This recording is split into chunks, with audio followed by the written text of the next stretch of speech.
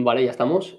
Hola a todos, bienvenidos a Fuera al Yar. Este es el primer programa y bueno, os explico un poco de qué va a ir el tema. Esto es un programa que surge para darle voz a la gente de Cantabria que por diferentes motivos, laborales, estudios, amorosos, los que sean, está fuera, para que hablen de cómo es el lugar en el que están, cómo es su cultura, el choque cultural que existe allí o que igual no existe, pues un poquito lo que quieran contar ellos y darles un poco de voz, que yo creo que es lo que se merecen. Hoy nos acompañan Carlota y Carla. Mi realizador, por favor, pónmelas por aquí. Y Hola. bueno, voy a dejarlas a ellas que se presenten. Así que, pues, quien quiera empezar presentándose, adelante. Es libre de empezar. Pues empiezo yo.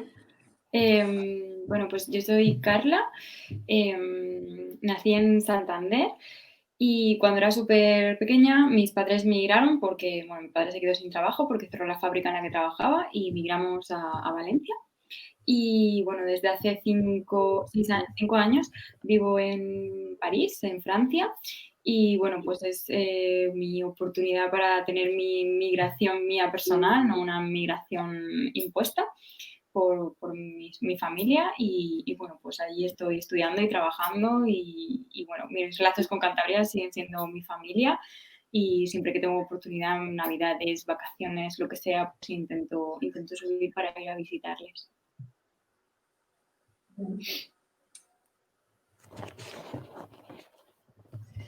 Hola, yo soy Carlota, nací en Cantabria y viví ahí hasta que tengo 18 años, que me tuve que ir a estudiar fuera porque, bueno, quiero y soy educadora social, pero en Cantabria no es tan fácil. Y me fui a estudiar fuera, estuve 2 años en Bilbao, luego hice el último año de carrera y las prácticas en Madrid y tuve la suerte de que me contrataran aquí. Y bueno, aquí sigo recorriéndome toda la periferia de Madrid de trabajo precario en trabajo en precario, pero como educadora social, que es una cosa que en Cantabria lamentablemente no se va a dar.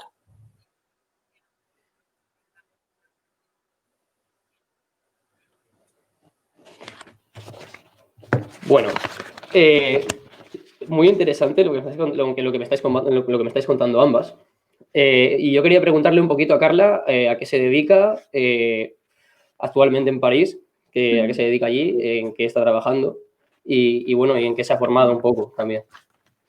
Pues yo estudié historia aquí en Valencia y decidí hacer el máster allí a París porque, bueno, me interesaba mucho hacer un máster sobre estudios de género y aquí el máster que ofertaba la Universidad de Valencia pues no me interesaba y por diversas razones también personales pues decidí que París era la mejor opción y desde que estoy viviendo en París pues he hecho prácticamente no de todo, pero de todo lo que viene a ser trabajo de cuidados, o sea, desde au pair, babysitter, nunu, o sea, trabajar con niños.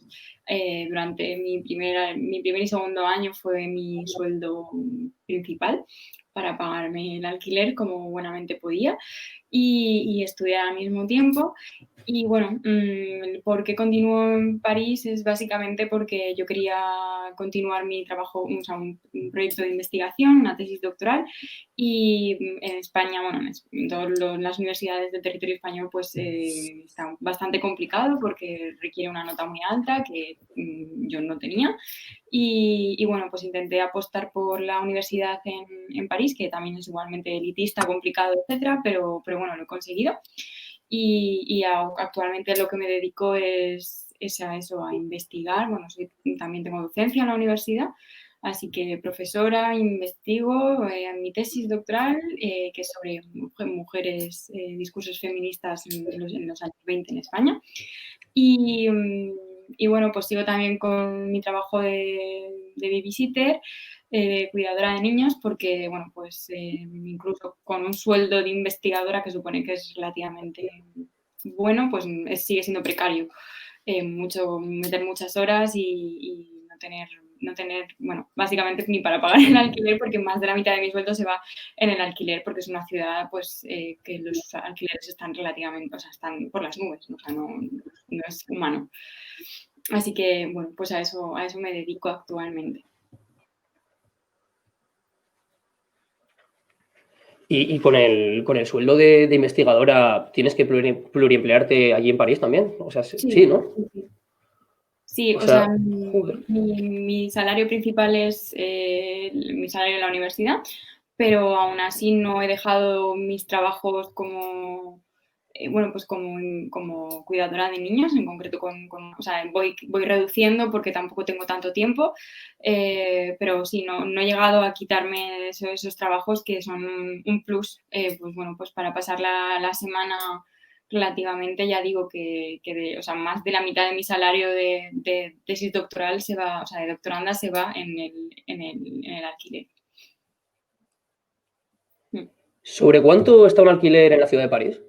Pues mira, ¿En un piso los normal? alquileres en ¿En un París, piso...? dentro de lo que viene a ser París, París es una ciudad muy grande, pues como Madrid y demás, entonces conforme salimos de la periferia son más baratos, pero claro, más te alejas pues, del centro de trabajo, más te alejas del centro de ocio y al final no deja de ser pues también aislarse y precarizarse. Entonces, normalmente lo mínimo que puedes pagar son 650. Lo mínimo que puedes pagar. Y luego, o sea, todo depende de los pisos, o sea, de los metros en los que quieras vivir o sobrevivir. Porque, bueno, o sea, yo compartía piso, siempre he compartido piso porque no puedo vivir de manera independiente. Y bueno, vivía en un piso de 27 metros cuadrados con otra persona más, sin tener una relación afectiva. O sea, quiero decir que 27 metros cuadrados para dos personas son realmente poco. Y ahora, bueno, pues poco a poco se va mejorando, vas conociendo a gente y demás, pero sí, menos de 650 no encuentras nada y serían metros, o sea, sería un espacio muy pequeño para vivir, no es una vivienda digna para nada. Y esto va a ir a más. ¿Actualmente sigues compartiendo piso? Sí. Comparto piso con una compañera, con una amiga. Tengo la suerte de tener una red importante y de compañeras y de amigas que son su mayoría españolas. Eso también es como muy importante, el hecho de no llegar a tener relaciones con parisinos o con franceses, ¿no? O sea, siempre te mueves como en redes de migrantes, ya sean españoles, italianos o marroquíes, argelinas, etcétera, etcétera. Y yo tengo muy pocas amistades después de 5 años francesas como tal. Entonces, ¿se podría decir que la gente, bueno, no sé si en toda Francia, pero en París es cerrada con el extranjero, con el que viene de fuera? ¿Cuesta hacer amigos de allí? No creo que sea cerrada con el extranjero porque, o sea, ya digo, yo en la universidad, la primera experiencia que tuve en la universidad me di con canto en los dientes porque todo el mundo me decía, oh, vas a ir y no, o sea, no te vas a relacionar con franceses, son muy cerrados, son tal, y fue todo lo contrario. Sí que me ayudaban con el idioma, me ayudaban con las clases, me ayudaron en todo lo que pudieron, pero a la larga no son amistades que duren, o sea, son amistades como o sea, como muy fluidas, no llegas a tener no sé, unos lazos estrechos con alguien, ¿no? O sea, te pueden echar una mano en un momento dado, pero yo en 5 años no puedo, o sea, no te puedo decir que la gente que conocí el primer año siga teniendo un contacto estrecho, ni siquiera para tomar una cerveza o lo que sea. Y cuando hice el máster igual, tengo muy pocas amigas del máster y todas las que tengo son o argentinas o españolas, o sea que bueno, pues solo hablo de París, que también es cierto que hay un poco el esnovismo y el elitismo de París. No lo sé si en el resto de Francia será igual, pero bueno, generalmente es un poco lo que se comenta, ¿no? Que no llega a haber tampoco una asimilación, ¿no? O incluso cuando hablas español o estás en una fiesta con españoles, con italianos, con franceses, los franceses como es que te obligan a hablar español, o sea, te obligan a hablar en francés porque, bueno, es como, no te entendemos, no. Y a lo mejor estoy hablando con una compañera o con una amiga que es española y que te habla en español, pues porque, bueno, y es como que se sienten como muy atacados también muy rápidamente, cuando a lo mejor pones canciones en español o no lo sé. Entonces hay un poco, y luego también la reproducción de estereotipos, ¿no? O sea, estereotipos que pueden ser hasta incluso racistas o xenófobos, ¿no? Y bueno, pues esto sigue pasando a día de hoy. O hablar fuerte, ¿no? Estar en el transporte público porque hablas fuerte y te miran mal, ¿no? Como, bueno, pues Yo creo que eso nos ha sucedido a todos los españoles que alguna vez hemos estado en el extranjero, que te miren mal por hablar alto en el transporte público. Pero sí, es muy interesante lo que me cuentas. ¿Me podrías dar, si se te viene ahora alguno a la cabeza, si no, no pasa nada, algún ejemplo de alguna situación en la que hayas podido notar esos estereotipos xenófobos bueno, ese tipo de cosas que estabas mencionando ahora? Sí, pues, o sea, pasa mucho, o sea, a menudo, ¿no? O sea, lo del transporte más de una vez y de 3 y de 4, ¿no? O sea, lo del transporte ya sea hablando por teléfono, ya sea con otras personas que son españolas y estás hablando en español, o de América Latina y estás hablando en español, y entonces es como, ya de primera la confrontación de que como no te entienden, pues ya te miran mal, ¿no?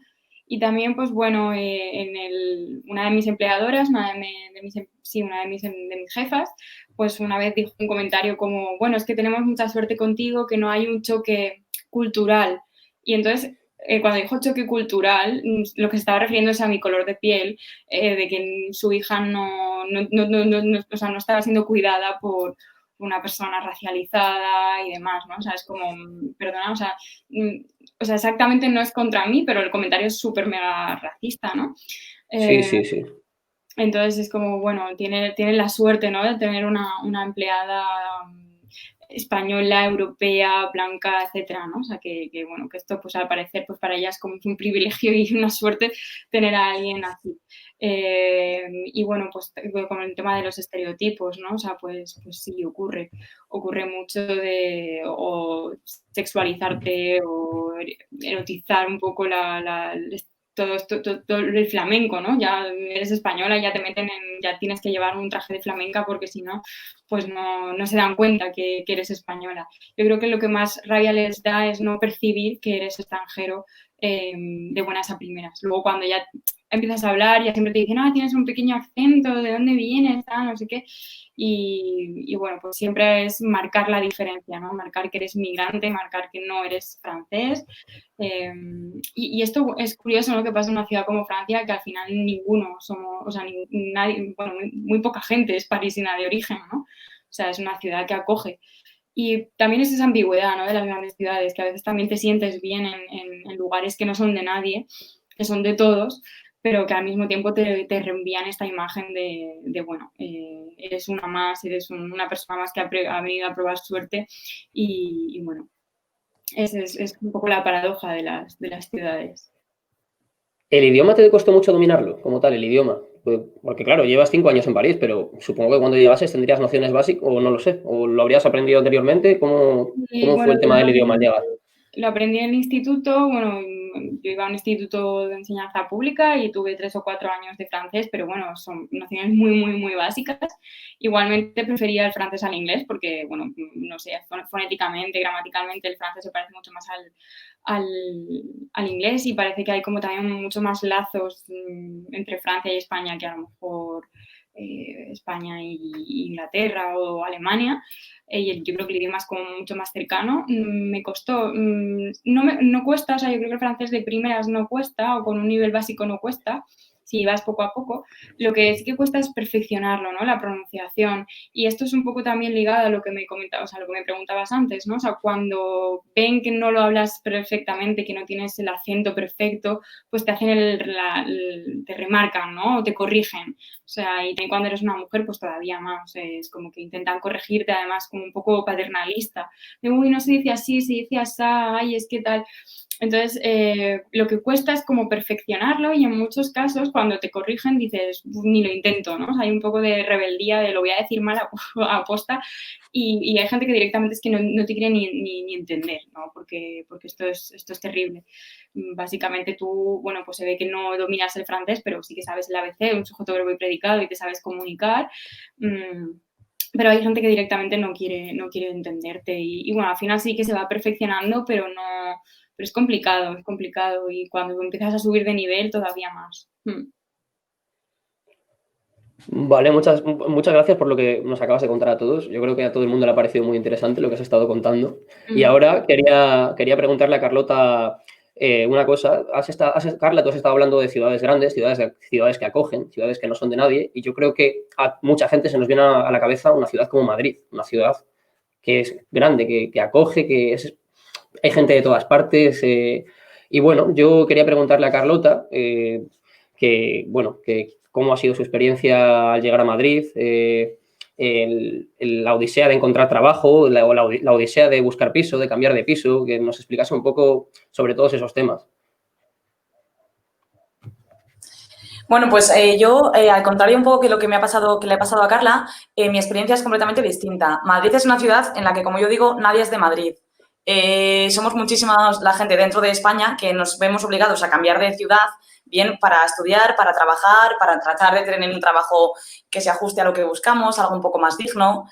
Y la verdad es que Madrid es una ciudad que cuando llegas, te das cuenta de cómo está la cosa en el mundo rural, que es un poco lo que yo quiero poner en valor. Muchísima gente de ciudades pequeñas, de pueblos pequeños, nos hemos visto forzados, porque no es una obligación, pero sí es una obligación si quieres hacer lo que tú quieres hacer. Si quieres tener opciones, si quieres poder elegir, te tienes que ir.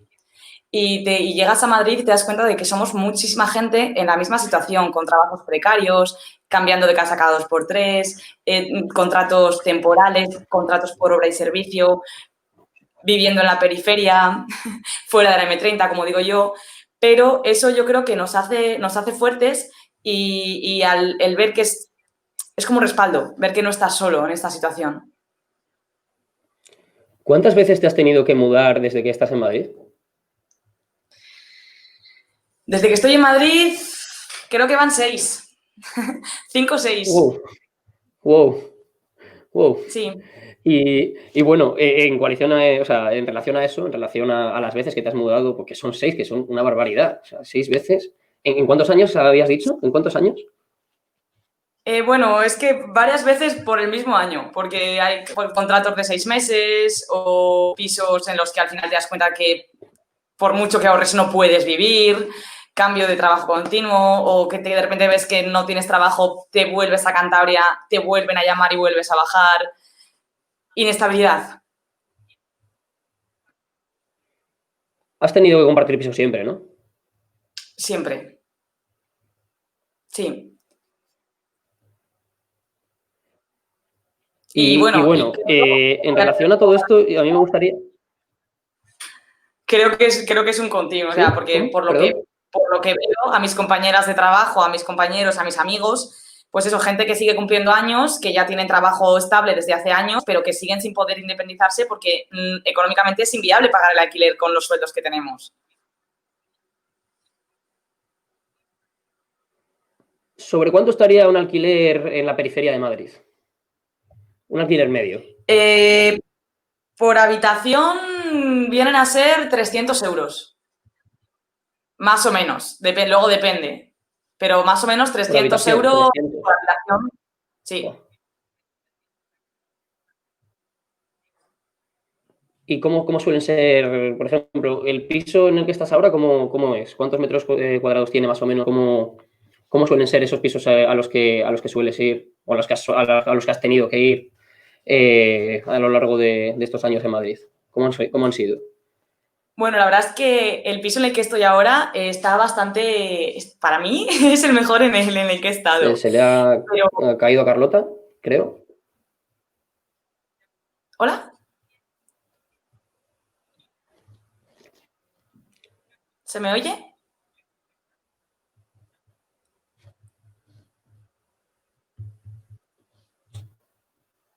Hola, no sé si se me oye. Te estoy viendo como entrecortada. No sé si será problema mío o será problema... No lo sé, la verdad. A ver ahora. Habla, por favor. Probablemente sea mío. Se te oye entrecortada. Vale, creo que eres tú. Por lo que me dicen por aquí.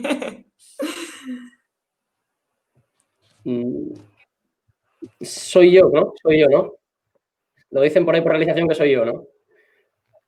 Vale. Entonces, si a mí se me oye... Joder, qué mala suerte, ¿eh? Pues si a mí yo sigo. Pues no sé, no sé. ¿Se me oye bien?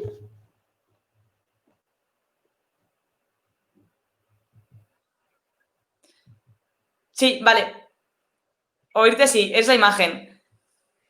Vaya por Dios, vaya por Dios. Cosas del directo. Vale. Joder. Cosas del directo, cosas del directo. ¿Ahora se me oye mejor o se me ve bien? Estoy tocando por aquí cosillas a ver si lo arreglo. Cierra el WhatsApp, anda. Quita datos. Vale, grande. Vale, grande realizador, grande. Pues bueno, lo que te iba a decir, que si tienes alguna anécdota a lo largo de estos años que te haya sucedido en Madrid en relación a la búsqueda de piso, en la búsqueda de trabajo, algo digno de contar, algo, puede ser cualquier cosa, ¿eh? Puede ser cualquier cosa, algo que le interese a la audiencia.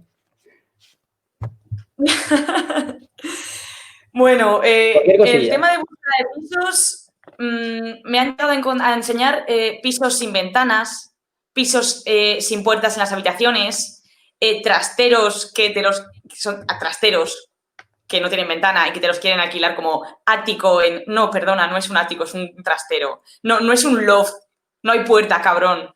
Y inflarte el precio o cuando ven que eres una chica joven intentar estafarte de cualquier manera, no devolverte la fianza, engañarte con las fechas de entrada y salida. Tema piso, lo que te puedes imaginar, pisos sin muebles, para acabar, o sea, y muy ajustándote al presupuesto, claro, cuanto menos presupuesto tienes o menos dinero de tu sueldo quieres dedicar a pagar el alquiler, más lejos del centro te tienes que ir. ¿Qué quiere decir? Tardas más tiempo en desplazarte a todas partes, como cambies de zona ya el abono de transporte sube de precio, peor comunicación, peor limpieza, peores servicios. Nivel de seguridad en la periferia de Madrid, ¿qué tal está el nivel de seguridad en la periferia de Madrid? Peor que en el centro, siempre peor que en el centro.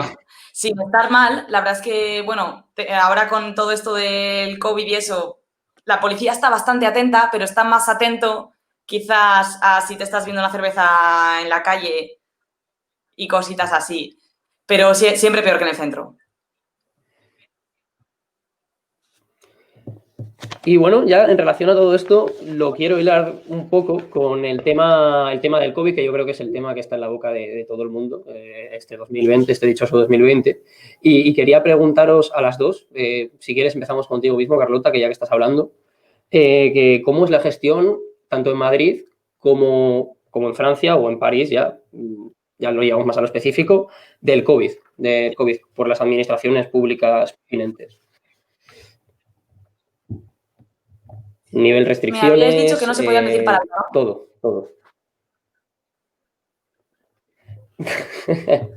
Teníamos Dice por prohibido ahí el decir realizador palabras, que no, entonces... así que vamos a hacerle caso. Vale, entonces... caca, vale. Pues Ayuso caca. Ayuso caca y COVID caca. La verdad es que Madrid ha sido una broma. Creo que, bueno, quiero empezar diciendo claro, o sea, dejando claro que yo entiendo que cuando te estalla una pandemia mundial es muy difícil una buena gestión, es muy difícil gestionar, surgen muchos problemas, hay mucha incertidumbre, la respuesta ciudadana también puede ser compleja y la respuesta política también, y eso quiero dejarlo claro. Pero a partir de ahí, quiero decir que hay muchas cosas que se podían haber y han sido un auténtico depósito. Han sido el tema médicos y la atención primaria y cómo se están cargando la sanidad en Madrid es una cosa que llevamos años poniendo encima de la mesa, pero que ahora se ha hecho más evidente y en lugar de servir para reforzar la sanidad pública, ha servido para atacarla más. El abrir hospitales y pabellones hospitalizados sin contratar personal adecuado, sin pagar al personal, el maltrato que se ha hecho al personal sanitario ha sido una auténtica vergüenza. Y bueno, de aquellos barros, estos lodos, yo entiendo que, o sea, me parece que podría haber sido mucho peor para cómo se ha gestionado esta pandemia. Me dijiste que habías estado en IFEMA, ¿no? Me contabas antes que habías estado en IFEMA, viendo cómo era Sí, ¿no? Un realizador, ponme a ambas invitadas, por favor, todavía. Carlota, me comentabas que habías estado en IFEMA, ¿no? ¿Cómo era el tema allí? ¿Cómo lo Creo tenían que está montado diciendo eso? que estoy hablando mucho. Sí, estuve trabajando en IFEMA durante la año en el pabellón 14 de personas sin hogar. Y la verdad es que odio a muy poca gente en el mundo, o le deseo el mal a muy poca gente en el mundo, pero el día que llegó allí Ayuso a recibir los aplausos, o el día que hizo las declaraciones de que podíamos estar tranquilos porque teníamos los techos altos en los pabellones de IFEMA, a mí me hubiese gustado ponerla una de las bolsas de que nos poníamos como EPI y ponerla a pasearse por el pabellón, a ver si cambiaba de opinión. Seguramente lo hiciese. Seguramente lo hiciese. Y bueno, Carla, ¿qué nos puedes contar tú de cómo se está gestionando el tema COVID en Francia o más específicamente en París? Pues bueno, me sumo también a lo que estaba diciendo Carlota, ¿no? Cuando te estalla una pandemia mundial, pues no, gestionarlo no debe ser fácil.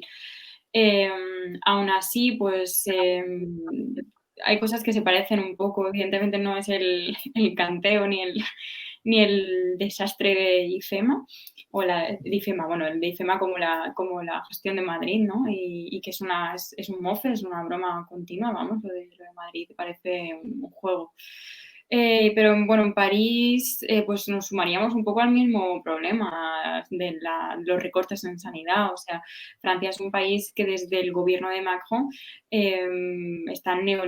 vamos, o sea, las políticas neoliberales son el pan de cada día. Se está recortando muchísimo, se está privatizando muchísimo, hay una seguridad social que es relativamente fuerte, igual que en España, pero lo que viene a ser instalaciones sanitarias están precarias total, o sea, muy envejecidas, está colapsado, o sea, ciudades como París están totalmente colapsadas por la cantidad de gente que hay y no hay una inversión en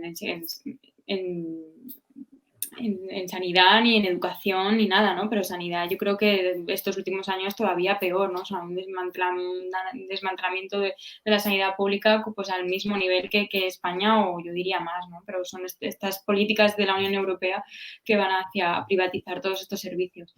Entonces, pues yo creo que hay un poco, se parece un poco a las situaciones que podemos ver en las grandes ciudades españolas. Y luego porque tampoco ha habido una inversión para solucionar ciertos problemas, o sea, tampoco ha habido una inversión en hacer hospitales de campaña o dar contratos a enfermeras, a médicos. Sí que ha habido bastantes inversiones y se han hecho inversiones relativamente buenas, pero nunca serán suficientes en esta situación.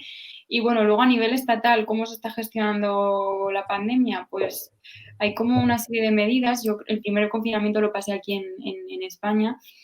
Huí de París, como mucha gente huyó de París, porque París puede ser un polvorín en una situación de pandemia. Y luego, a partir de cierto momento, sí que he tenido que volver por cuestiones de trabajo. Y creo que la primera ola, ya por hablar de tal, la primera ola creo que fue un poco menos grave que aquí, pero a partir de septiembre-octubre, la concienciación, o sea, quiero decir, todavía había gente sin mascarillas en septiembre-octubre, en las universidades abrieron universidades y había universidades que tampoco proporcionaban mascarillas a los estudiantes, universidades bueno, pues con estudiantes en situación precaria que tampoco pueden a lo mejor comprarse packs y packs de mascarillas, pues por lo menos que la universidad fuese el establecimiento que asegurase que todo el mundo puede recibir y dar clases de forma segura y, bueno, pues una gestión muy, muy compleja y favoreciendo a establecimientos privados y a establecimientos donde va gente rica y desfavoreciendo a otros. Y luego, pues bueno, las medidas son pues un poco, o sea, no inútiles, ¿no? O sea, el famoso toque de queda que allí empezó antes que aquí en España. Y bueno, ahí hemos estado confinados un mes y medio, pero los casos no bajan. Evidentemente mucha más, como lo que comentaba Carlota, mucha más presencia policial barrios de suburbios y demás, pero, o sea, dentro de lo que viene a ser París, en ciertos barrios, pues no, sabes a la gente tan tranquilamente pasar por la calle, sin mascarilla quizás, o sea, sin distancias, sin nada, y claro, en suburbios pues ha sido la excusa para reforzar toda la seguridad allí, bueno, seguridad y el control de esos barrios. Y bueno, pues también hay caras. La cara de la pandemia es, bueno, pues la pobreza. En los barrios pobres hay mucha más circulación del virus que en los barrios ricos, evidentemente. Quien puede teletrabajar tiene esa suerte de teletrabajar, pero cuando estás haciendo trabajo de cuidados, cuando estás haciendo, pues bueno, trabajos que no podemos teletrabajar, pues evidentemente ahí hay como una especie de desamparo total. Y yo creo que habría que incidir más en la gente con barrios mucho más precarios que aquellos que por una cuestión de bolsillo pues sí que se lo pueden permitir, ¿no? Así que muy desigual. O sea, París es una ciudad de la desigualdad, no hay que romantizar esa ciudad, nada de Ratatouille, nada de la Torre Eiffel muy bonita. O sea, París es una ciudad muy violenta y cuando ves la violencia, la desigualdad y en una situación de pandemia es todavía peor porque todo aumenta, todo se magnifica. Hablando de, viene muy bien lo que acabas de contar para la siguiente pregunta que te quería hacer, y es que hace poco, no sé si me estoy equivocando, creo que no estoy metiendo la pata, se quería promulgar en Francia la nueva ley de seguridad, ¿no? Si no me equivoco. Y se montaron unas manifestaciones muy fuertes y bueno, sí que me gustaría que nos contases un poco a todos cómo lo viviste tú o cómo fue esa situación, si en todas las ciudades fue igual, si en París fue tan fuerte como en otros sitios o fue el sitio en el que con más intensidad sucedieron esas protestas, no sé. Un poco, ¿qué nos puedes contar sobre ese tema? Sí, además ya llevamos también como un contexto, una tradición ya de protestas a partir de los Gilets jaunes, ya son 2 años o 1 año, no, bueno, no sé, pero hay mucha violencia policial. Entonces esta ley de la seguridad ciudadana, que es como sería la famosa ley Mordaza, pero bueno, a la francesa, pues va un poco encabezada a eso, ¿no? A responder, o sea, es una respuesta, es una reacción ante las protestas, es una reacción violenta ante las protestas ya empezadas por los Gilets jaunes, o sea, por los chalecos amarillos, no se ha escuchado lo que se pedía.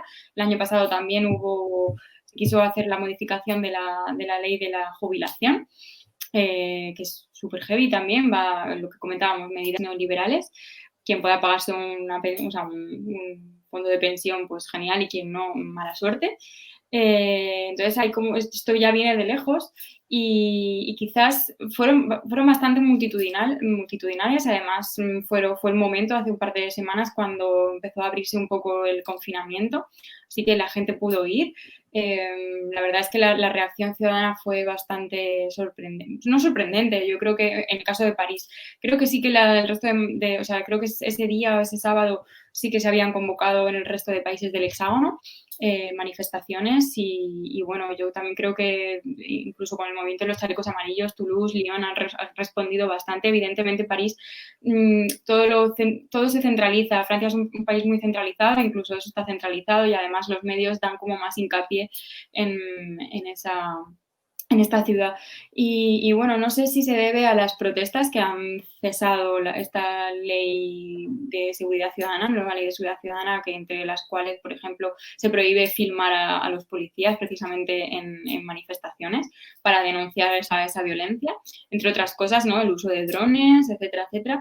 Y bueno, no sé si se debe a las manifestaciones o a la presión ejercida por el pueblo, o si hay quizás otro tipo de intereses o se han dado cuenta de que quizás no pasa meterlo en este momento, pero yo creo que este gobierno súper neoliberal de medidas, o sea, de ricos, es un gobierno de muy, muy ricos, para muy, muy ricos, pues en algún momento meterá, vamos, su programa electoral es ese, ¿no?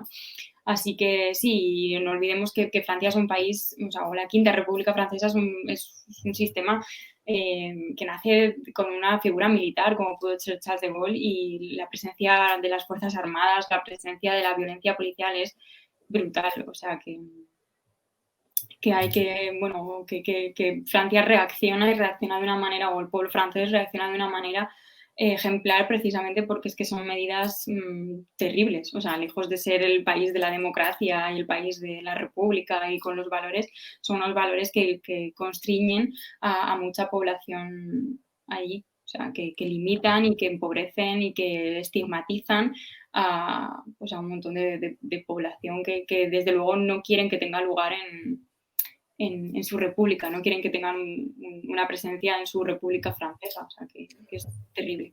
¿Cuál es ahora mismo actualmente? Bueno, por lo que he oído, puedo hacerme una idea de la opinión pública que tiene actualmente el pueblo francés sobre su gobierno, pero sí que me gustaría que me dijeses tú que vives allí y que lo conoces de primera mano, ¿cuál es la opinión pública o general de la gente en la calle, de la gente de Francia, sobre Macron y su gobierno?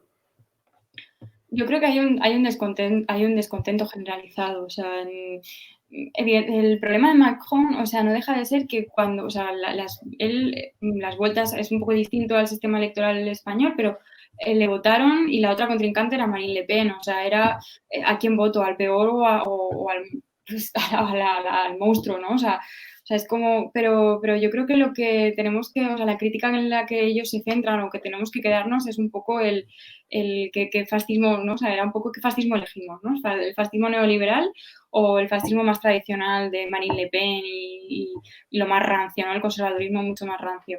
Cuando tienes esta cara amable, ¿no? Y muy ambigua de los gobiernos de Macron, te dan una de cal y otra de arena, ¿no? Y te meten medidas neoliberales pues, para destrozar sistema de educación pública, para estigmatizar todavía más la población, para segregarla. Entonces, yo creo que generalmente hay un descontento. O sea, por lo que te comentaba, creo que el movimiento de los chalecos amarillos no surge de la nada. O sea, hay un clima, hay un contexto de descontento con el presidente y el año pasado con el tema de las jubilaciones, claro, o sea, es ir a tocar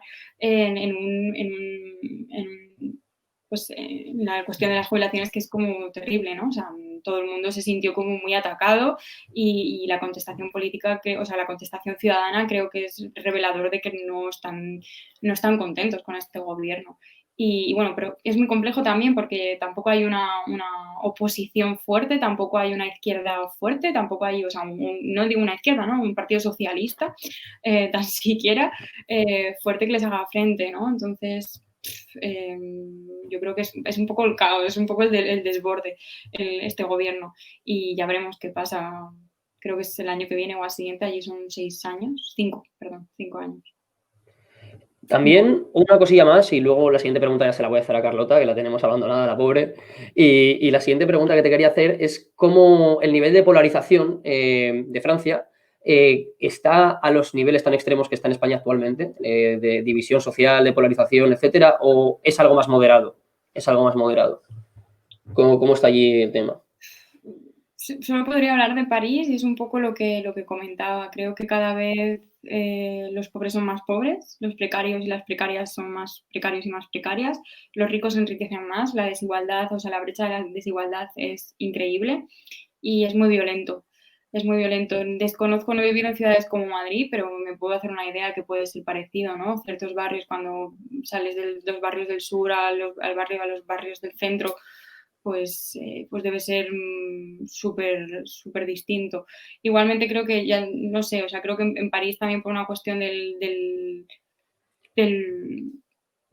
la trayectoria colonial o esto del imperio, ¿no? O sea, toda la migración que ha recibido París es todavía mayor que pueda ser la de España, aunque tampoco creo que sea muy diferente.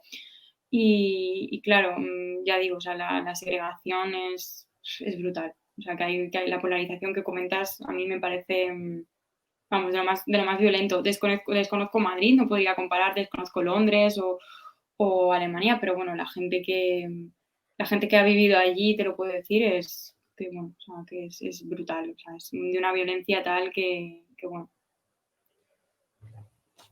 Bueno, lo que me has contado, la verdad es que, joder, o sea, además, yo creo que hay mucha gente que tiene la idea de Francia como país ideal, mucha gente en España, muchísima gente que sí que es verdad que siempre ha existido ese pique entre españoles y franceses, pero sí que hay mucha gente que tiene idealizado Francia, y es cierto que tiene idealizado Francia, y es bien, está bien que vengas y que les expliques cómo es la realidad allí, de verdad, los problemas que tienen. y la verdad es que yo creo que la gente lo va a agradecer.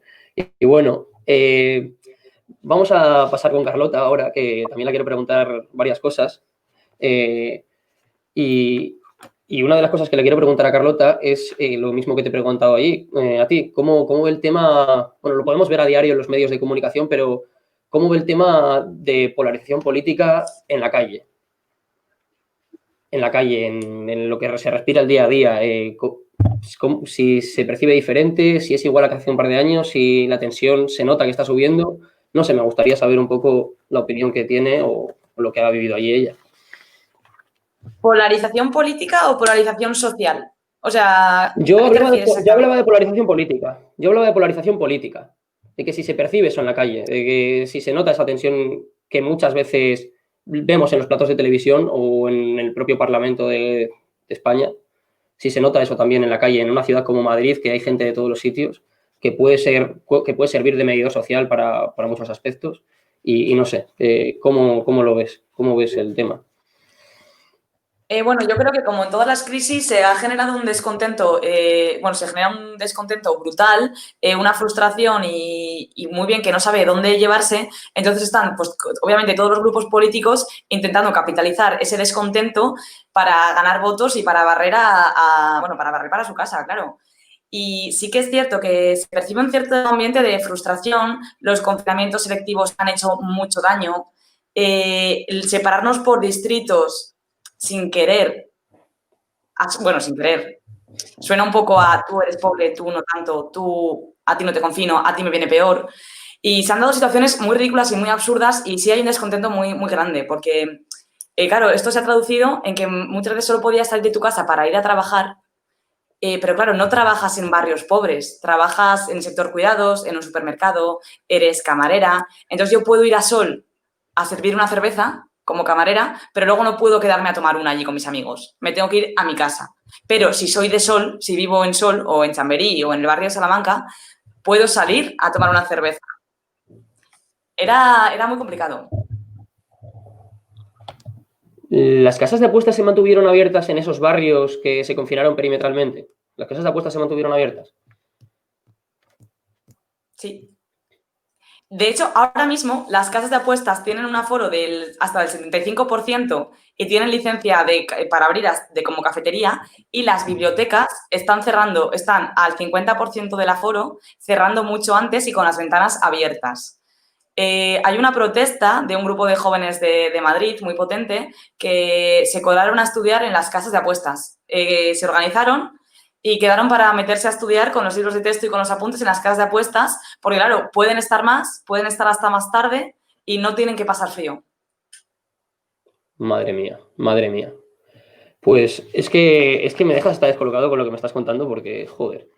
Pero sí que es eso, que también te quería, a ver si te puedes explayar un poco en el tema del confinamiento perimetral, porque es que desde aquí, la gente, yo por ejemplo actualmente resido en Bilbao, pero bueno, me pilló en Cantabria cuando sucedió esto del confinamiento perimetral de Madrid.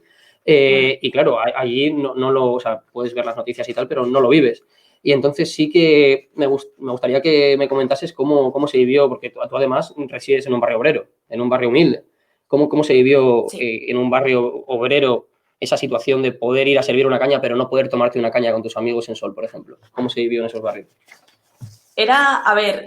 Vuelvo a repetir que entiendo que hay cosas y medidas y decisiones que políticamente son muy complicadas de aglutinar y que no puedes tener contento a todo el mundo. Pero siguiendo un poco el sentido común, parece que no hubo mucho sentido común detrás de las decisiones que se tomaron.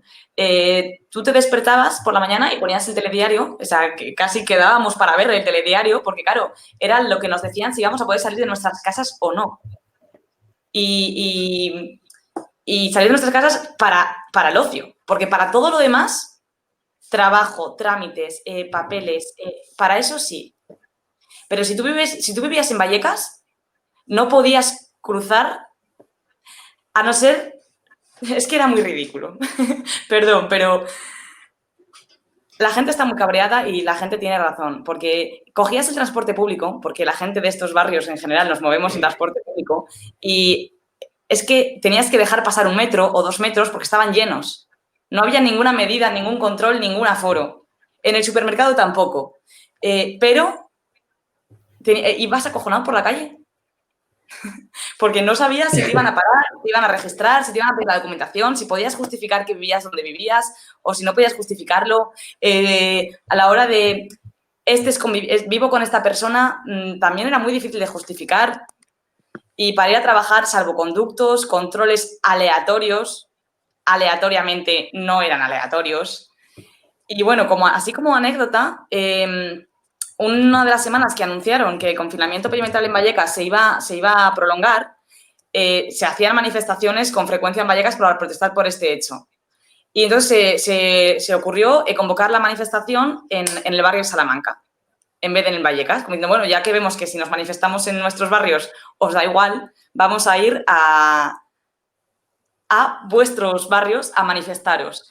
¿Qué pasó? De repente una presencia policial en todas las bocas de metro de Vallecas, espectacular. Se tuvo que desconvocar la manifestación a toda prisa porque ya avisaron que iba a haber repercusiones. Y todas las bocas de metro del barrio de Salamanca, un policía en cada esquina. Pero luego todos somos iguales. ¿Alguna vez, no digo tú, pero tú o algún conocido o alguien de tu círculo allá en Madrid, de tu barrio, ha sufrido algún tipo de abuso policial, algún tipo de represalia por algo injusto? O, bueno, ¿qué me puedes contar sobre eso? Alguna vez. Algún conocido. Sí, tristemente es triste, pero es muy diferente. En Madrid sí que pasa mucho que depende de qué zona seas, en qué barrio vivas, la policía actúa de una manera o de otra. Supongo que no sé si será un tema de prejuicios, si será un tema de estadística, pero es muy diferente. Los barrios del sur de Madrid, por lo general, que son barrios en los que se ve que la renta per cápita es mucho menor, como pueden ser Villaverde, como puede ser Carabanchel, como puede ser Vallecas, la presencia policial se ha reforzado y creo que ninguno nos sentimos más seguros. Al contrario, ¿no? Sí. Luego, bueno, ahora cambiando de tema, este ha sido un tema interesantísimo. Yo creo que a todo el mundo le ha gustado escuchar esto y que era necesario que alguien lo dijese. Y bueno, ahora cambiando de tema, me gustaría preguntaros a las dos. Carla no ha vivido tanto tiempo en Cantabria como tú, Carlota, pero bueno, os lo voy a preguntar a las dos. Y es que, ¿qué es lo que más echáis de menos de Cantabria? Lo que más echáis de menos, exceptuando obviamente a vuestra familia, a vuestros seres queridos o... ¿Empiezo yo? Sí, tú misma, Carlota. O sea, Carla, perdón, que me confundo. La verdad es que, como dices, no he vivido mucho en Cantabria. Igualmente, además, hay como también muchas cuestiones identitarias, ¿no? De esta identidad de migrante, de la identidad que se da de los padres, como al fin y al cabo eran exiliados económicos. Y entonces, bueno, pues es complicado muchas veces reflexionar sobre qué he hecho de menos de Cantabria, si he hecho algo de menos, si a lo mejor hay muchas cosas que he hecho de menos. Entonces, una pregunta que o sea, yo me la llevo como a lo personal. Igualmente, y además también lo ha comentado antes Carlota, creo que, bueno, yo también me crié en un pueblo de aquí de Valencia, pero bueno, un pueblo igualmente, y creo que a veces lo que echo de menos es esta cultura, identidad, no lo sé cómo llamarlo, estas formas de vida, a fin y a cuentas, del pueblo, ¿no? O sea, del pueblo como algo que no es una ciudad grande como París o como Madrid. Entonces, es un poco esto, es lo que echo de menos, ¿no? Las formas de sociabilidad, las formas de vida. Ojo que también, o sea, no romantizo los pueblos, también los pueblos tienen sus cosas, pero bueno, un poco eso, ¿no? Y evidentemente, pues lo que yo más echo de menos de Cantabria siempre pues será el tener la opción de salir y ver paisaje, o sea, ver paisaje no como, no como Cantabria infinita, ¿no? Todo lo contrario, no me malinterpretéis. Cantabria es finita y tiene recursos finitos y hay que cuidarlos. Pero el coger la montaña, ¿no? O el mar, o respirar en general eso, ¿no? Cuando vives en una ciudad tan agobiante cuando estás en metros, cuando estás encerrado, pues yo lo que más echo de menos es eso, el salir y el paisaje y respirar, ¿no? Y es un poco bucólico, pero bueno, ya digo, no quiero romantizar nada, pero yo es lo que echo de menos. Bueno, ¿y tú, Carlota, qué es lo que más echas de menos de la tierruca? Jope. Echo de menos sentirme en casa. Echo de menos las fiestas del orgullo pasiego. Echo de menos los helados de Regma. Echo de menos la tortilla de patata. Echo de menos a mis amigas. Echo de menos que sentir que todo está bien. Sentirte salir a la calle, saber dónde estás, saber quién es tu vecino, saber quién era el padre de tu vecino y saber que el hijo de tu vecino realmente sea, si todo fuese bien, sería el amigo de tu hijo. Echo de menos trabajos dignos, echo de menos oportunidades, echo de menos recursos, echo de menos saber si para algún día podré volver.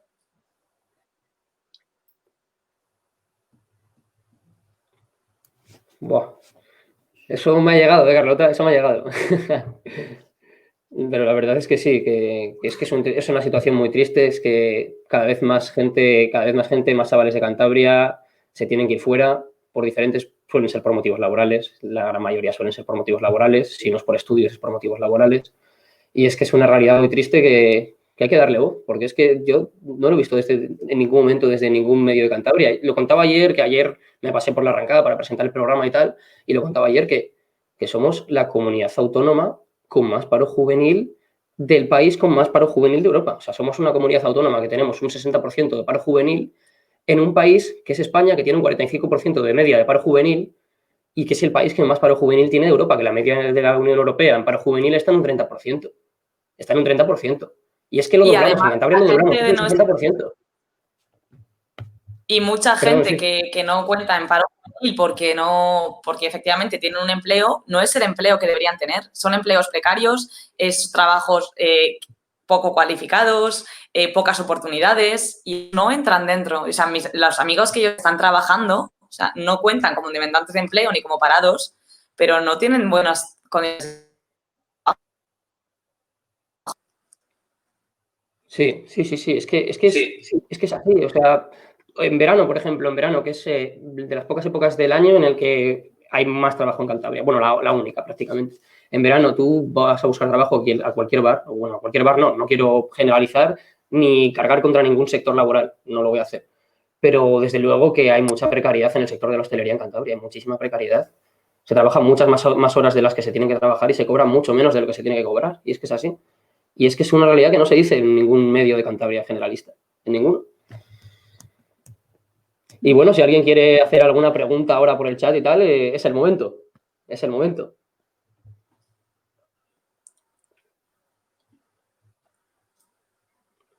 Si queréis hacer alguna pregunta, ahora es el momento. Ahora os calláis, ¿eh? Esto lo había Aquí leído. dice por ahí Ana que ella vive en Francia y que lo que le ha dado, que lo que le han dado en ayudas no lo da España. No sé qué tendrás que decir ahí al respecto, Carla. Sí, o sea, yo estoy de acuerdo con Ana en cierta medida, sí, ¿no? O sea, yo la verdad, o sea, recupero un poco, o sea, si yo vivo en Francia no es porque yo quiera, o sea, a mí también por lo que yo me dedico, mi ciudad en la que estudié me expulsó y España me ha expulsado, o sea, yo o sea, no soy una aventurera, ¿no? Creo que hace unos años, no sé qué política fue, ¿no? Lo de nuestros jóvenes aventureros. Bueno, yo ojalá estuviese más cerca de mi familia, de mis amigos, ya sea aquí en Valencia o ya hubiese sido en Cantabria también. Y ojalá pudiese desarrollar mi actividad económica más cerca, ¿no? Pero bueno, lo que comenta de las ayudas, sí, y me gustaría además que haya ayudas que pudiesen estar vigentes en el territorio español, ¿no? O sea, por ejemplo, hay una ayuda del alquiler que se llama la CAF, que bueno, los alquileres son muy caros, como ya he comentado, pero bueno, pues hay ciertas ayudas. Son ayudas a estudiantes, a gente, bueno, con ciertos contratos y además se hacen con respecto, o sea, se prorroga con respecto al sueldo que ganas. A nivel de salud, Personalmente me quedo con el sistema de salud español antes que el francés, pero sí que es cierto que es un país con un tejido social importante, o sea, eso yo no lo niego, no lo he negado en ningún momento, y es cierto que tienen una serie de ayudas que sí, que son reales. Ya digo, últimamente, los últimos años van en esta vía de reducirlas y de recortar, pero sí que es cierto que hay ayudas. También es cierto que, por ejemplo, el máster, mi máster yo pagué 300 euros por 2 años. Cuando tengo aquí, o sea, yo mi máster a lo mejor de historia contemporánea que hubiese querido hacer, bueno, pues son 1.500 o 1.700 euros al año. Entonces, pues hay una diferencia también de estudios, ¿no? O sea, no es lo mismo pagar 300 que 1.700 por un máster. Por carrera, o sea, por la licenciatura todavía es menor. Entonces, bueno, pues sí que es cierto que hay una serie de ayudas económicas que si no vives en París, quizás, o sea, que si no vives en París en el sentido de que si no tienes que pagar por vivir, básicamente, porque en esa ciudad se paga por vivir y por sobrevivir, si a lo mejor no vives en ciudades tan gigantescas, se vive relativamente bien con todas esas ayudas. Y bueno, otra pregunta que estoy viendo en el chat que se está repitiendo bastante es la de que qué os haría falta para volver. Si tenéis perspectiva de volver, que lo que acaba de salir aquí en pantalla, y qué os haría falta para volver. Sí, Si tenéis perspectiva. Primero, Carlota. Quien Bueno, quiera de las dos. Sí, la verdad es que perspectiva de volver. ¿Perspectiva de volver a qué precio? ¿A renunciar a ser educadora social? Claro, por eso Me estábamos gustaría que preguntando. hubiese... Sí, continúa, perdón.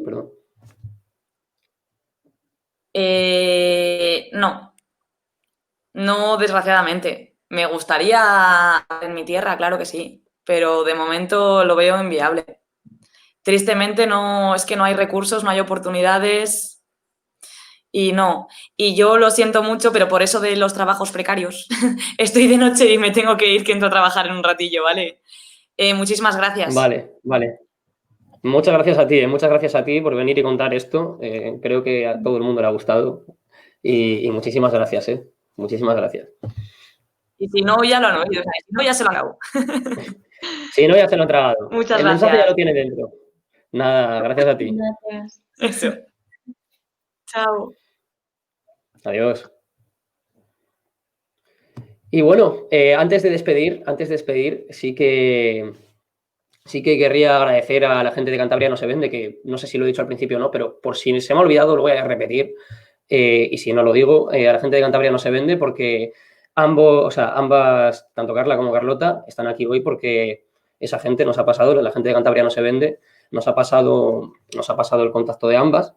Y que si alguien de los que están en el chat están fuera de Cantabria y tienen tiempo, que se pasen por las redes sociales de Cantabria No Se Vende y allí podrán encontrar un formulario un formulario es como una especie de carta de paro, exilio y precariedad en la que básicamente la gente que está fuera de Cantabria escribe pues dónde está, pues sus memorias allí, bueno, lo que quieran escribir un poco y sus reflexiones. Y nada, que agradecértelo también a ti, Carla, por haber venido, por contar todas estas cosas. A vosotros Y muchísimas gracias. Perdón, me estoy repitiendo. No, había simplemente una última pregunta que había visto ahí, que es como yo no me arrepiento de haber migrado, pero sí que me gustaría volver y sí que quiero volver. No sé si a Valencia, no sé si a Madrid, no sé si a Cantabria. Me encantaría volver a Cantabria. Me gustaría vivir en Cantabria. Nunca he vivido en Cantabria y ahora me gustaría poder hacerlo. Y que fuese mi decisión personal. O sea, que habrá que luchar para conseguir esos buenos trabajos, que la precariedad no exista y que todos que haya un sitio en casa, ¿no? Porque al final es lo que decía Carlota, ¿no? Sentirse en casa, sentirse segura. Muchísimas gracias. Y bueno, ahora creo que aquí de realización me estaban diciendo que teníamos que poner, una pequeña sorpresa para los que estáis aquí, un anuncio en primicia en Jugar al Yar. Así que nada, pues la gente de la realización, cuando queráis, lo vais poniendo. Y otra vez el champán, el sobao y el alquitrán de Alfón Brastan. Y ya estaría, ya estaría. Muchísimas gracias por estar aquí. Espero que os haya gustado a toda la gente que estáis aquí y que cada 15 días se va a intentar hacer este programa. Bueno, no se va a intentar, se va a hacer. Así que nada, aquí seguiremos informando. Muchísimas gracias a todos y bueno, espero que os haya gustado.